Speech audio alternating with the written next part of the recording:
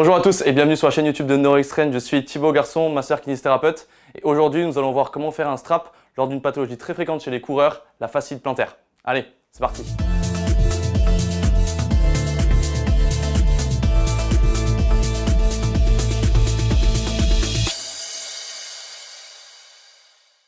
Ok, du coup, on se retrouve avec Antoine en tant que patient. On va réaliser ce strap notamment dans le cadre de douleurs au niveau de la fasciite plantaire. Ce strap, il va permettre de réduire les contraintes à l'appui.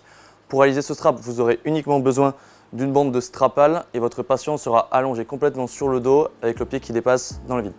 La première étape de la réalisation de ce strap est de venir effectuer un soutien plantaire avec votre rouleau de strapal. Ce soutien plantaire va être réalisé en découpant 3 ou 4 bandes ou plus selon la largeur et la longueur du pied de votre patient, avec comme base commune à toutes vos bandes le talon du patient, et ensuite découper votre bande de strapal jusqu'à la base de vos orteils. L'objectif étant de recouvrir l'intégralité du pied, de la partie interne jusqu'à la partie externe. Vous pouvez donc décaler à chaque fois d'une demi-bande en prenant comme insertion de base le talon de votre patient et découper votre bande de strapal jusqu'à la base de chacun de vos orteils. Ces premières bandes de soutien plantaire, grâce notamment à la rigidité du strapal, sont primordiales car ce sont elles qui vont venir aider et diminuer les contraintes du fascia plantaire, notamment lors de la phase d'appui à la course à pied.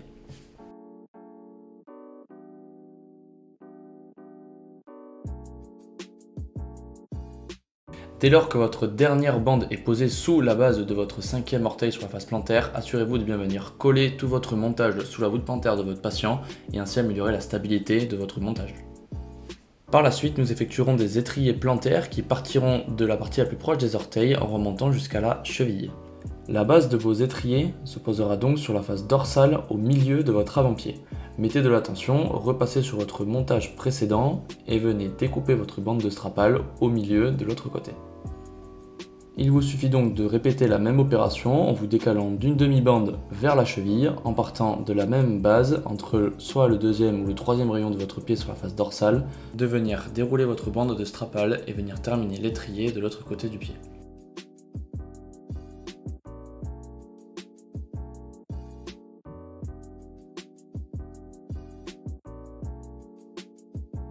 A noter qu'il n'est pas forcément judicieux d'appliquer une grande tension sur la partie dorsale de votre pied, juste au niveau de la partie de la voûte plantaire qui soutiendra à nouveau votre montage lors de l'appui.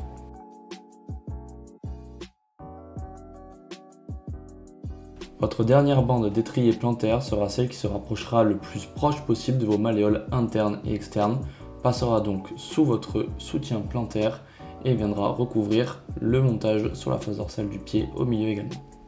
La prochaine étape de ce montage va être de réaliser une fermeture sous-malléolaire avec vos bandes de strapal, en partant dans un premier temps avec une première bande sur la tubérosité du naviculaire et qui viendra faire le tour des malléoles, sous les malléoles internes et externes et venir rejoindre le montage en avant. Vous pouvez réaliser une deuxième fermeture en décalant d'une demi-bande vers le haut, proche des malléoles.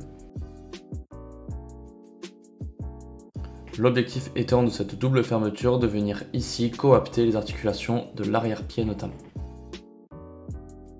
Comme à la fin de chaque étape, assurez-vous de bien venir comprimer l'ensemble de vos bandes de strapal pour bien assurer la stabilité de votre montage. La dernière étape de ce montage et la dernière fermeture va être d'effectuer des lacets au strapal en partant de la partie la plus proche des malléoles et venir décaler d'une demi-bande vers la partie la plus proximale des orteils en fermant sur la face dorsale du pied votre montage. Ce montage peut donc être également utile lors d'atteintes osseuses, articulaires ou ligamentaires de l'arrière du médio ou de l'avant-pied et donc l'utilité de ces derniers lacets au strapal est donc plus importante lors de ces atteintes lésionnelles et nous appliquerons donc une plus grande tension dans ces cas-là. Coaptez une dernière fois votre montage grâce à vos mains pour venir assurer la stabilité du montage et ensuite mobilisez passivement l'ensemble des articulations du médio, avant et arrière-pied pour assurer la bonne fiabilité de votre montage. La dernière étape va être de demander activement des mouvements globaux du pied de votre patient pour assurer le bon confort en décharge de votre montage. Comme à notre habitude, nous vous proposons de venir tester votre montage en charge pour venir tester le confort et l'efficacité ressentie par le patient avec des mouvements spécifiques, que ce soit à la pratique de compétition ou d'entraînement, ou alors lors des mouvements fonctionnels propres à la pratique de son sport. Merci à tous d'avoir regardé cette vidéo. Pour rappel, l'utilisation de strap n'est pas un traitement, il doit être enlevé de manière progressive et en complément d'une rééducation bien menée. N'hésitez pas à poser un like ou à commenter et à partager cette vidéo si elle vous a plu. Nous vous invitons également à vous abonner et activer la cloche des notifications pour être alerté à la sortie d'une nouvelle vidéo. N'hésitez pas à faire un tour sur nos différents réseaux sociaux, Instagram, Facebook et LinkedIn, et d'aller faire un tour sur notre site web www.neuroxtrain.com pour suivre toute l'actualité des sciences du sport. Allez, à la prochaine!